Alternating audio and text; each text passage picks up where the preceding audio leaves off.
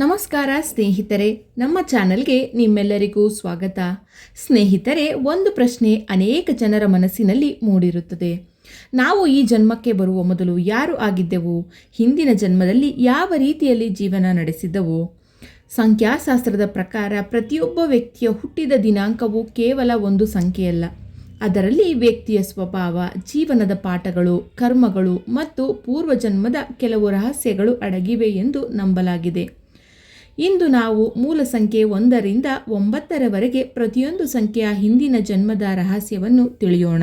ಮೂಲ ಸಂಖ್ಯೆ 1.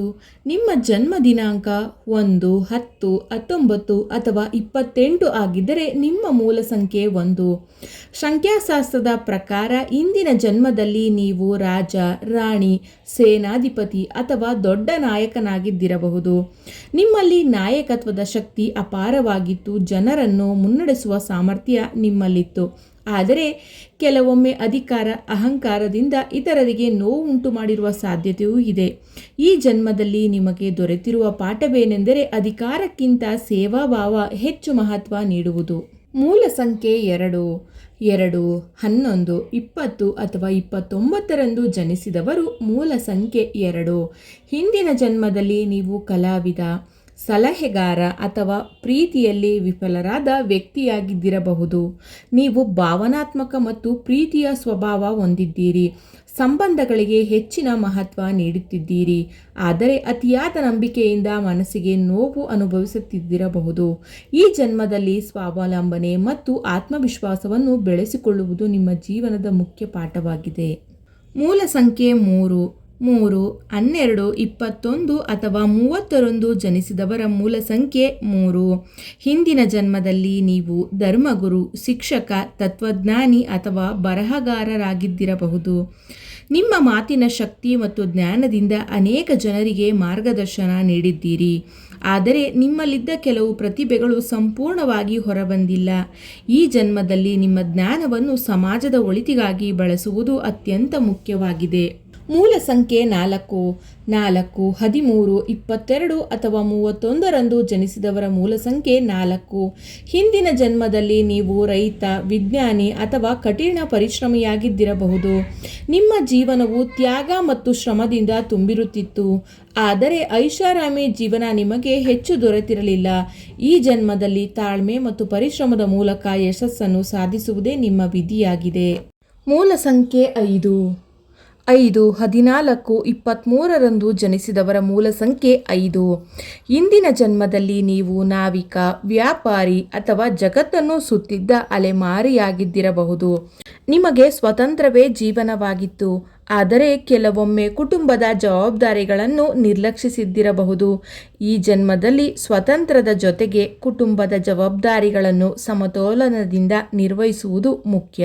ಮೂಲ ಸಂಖ್ಯೆ 6. 6, 15 ಅಥವಾ 24ರಂದು ಜನಿಸಿದವರ ಮೂಲ ಸಂಖ್ಯೆ 6. ಇಂದಿನ ಜನ್ಮದಲ್ಲಿ ನೀವು ವೈದ್ಯ, ಆಧ್ಯಾತ್ಮಿಕ ಚಿಕಿತ್ಸಕ ಅಥವಾ ಕುಟುಂಬದ ಮುಖ್ಯಸ್ಥರಾಗಿದ್ದಿರಬಹುದು. ಇತರರ ನೋವುಗಳನ್ನು ನಿವಾರಿಸುವುದರಲ್ಲಿ ನಿಮ್ಮ ಜೀವನ ಕಳೆದಿತ್ತು. ಆದರೆ ನಿಮ್ಮ ಬಗ್ಗೆ ಯೋಚಿಸಲು ಸಮಯ ಕೊಟ್ಟಿರಲಿಲ್ಲ. ಈ ಜನ್ಮದಲ್ಲಿ ನಿಮ್ಮ ಆರೋಗ್ಯ ಮತ್ತು ಸಂತೋಷಕ್ಕೂ ಆದ್ಯತೆ ನೀಡಬೇಕು. ಮೂಲ ಸಂಖ್ಯೆ 7. 7, 16 ಅಥವಾ 25ರಂದು ಜನಿಸಿದವರ ಮೂಲ ಸಂಖ್ಯೆ 7. ಹಿಂದಿನ ಜನ್ಮದಲ್ಲಿ ನೀವು ಸನ್ಯಾಸಿ, ಜ್ಯೋತಿಷಿ ಅಥವಾ ಧ್ಯಾನಿಯಾಗಿದ್ದಿರಬಹುದು. ನೀವು ಬ್ರಹ್ಮಾಂಡದ ರಹಸ್ಯಗಳನ್ನು ತಿಳಿಯಲು ಪ್ರಯತ್ನಿಸುತ್ತಾ ಆಧ್ಯಾತ್ಮಿಕ ಜೀವನವನ್ನು ನಡೆಸುತ್ತಿದ್ದೀರಿ. ಸಮಾಜದಿಂದ ದೂರವಾಗಿ ಏಕಾಂತವನ್ನು ಹೆಚ್ಚು ಇಷ್ಟಪಟ್ಟಿರಬಹುದು. ಈ ಜನ್ಮದಲ್ಲಿ ಜನರೊಂದಿಗೆ ಬೆರೆತು ನಿಮ್ಮ ಜ್ಞಾನವನ್ನು ಇತರರ ಒಳಿತಿಗಾಗಿ ಬಳಸಬೇಕು. ಮೂಲ ಸಂಖ್ಯೆ 8. 8, 17 ಅಥವಾ 26ರಂದು ಜನಿಸಿದವರ ಮೂಲ ಸಂಖ್ಯೆ 8. ಹಿಂದಿನ ಜನ್ಮದಲ್ಲಿ ನೀವು ಶ್ರೀಮಂತ ವ್ಯಕ್ತಿ ಅಥವಾ ಜಮೀನ್ದಾರ, ನ್ಯಾಯಾಧೀಶರಾಗಿದ್ದಿರಬಹುದು. ನಿಮ್ಮ ಬಳಿ ಹಣ ಮತ್ತು ಅಧಿಕಾರ ಎರಡೂ ಇತ್ತು. ಆದರೆ ಹಣದಾಸೆ ಅಥವಾ ಅಧಿಕಾರದ ದುರುಪಯೋಗದಿಂದ ಕೆಲವು ತಪ್ಪುಗಳು ನಡೆದಿರಬಹುದು.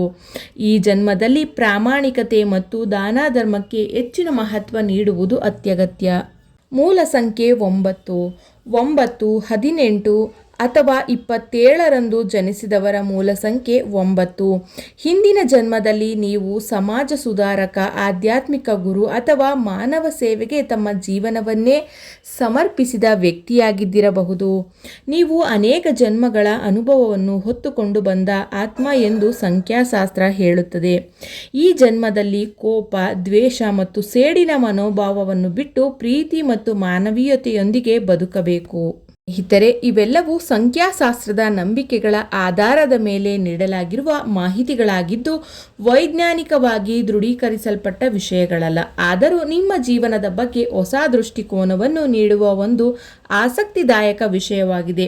ನಿಮ್ಮ ಹುಟ್ಟಿದ ದಿನಾಂಕ ಯಾವುದು? ಕಮೆಂಟ್ ಬಾಕ್ಸ್ನಲ್ಲಿ ತಿಳಿಸಿ. ಇಂತಹ ಜ್ಯೋತಿಷ್ಯ, ಸಂಖ್ಯಾಶಾಸ್ತ್ರ ಮತ್ತು ಧಾರ್ಮಿಕ ಮಾಹಿತಿಗಳಿಗಾಗಿ ನಮ್ಮ ಚಾನಲನ್ನು ಸಬ್ಸ್ಕ್ರೈಬ್ ಮಾಡಿ.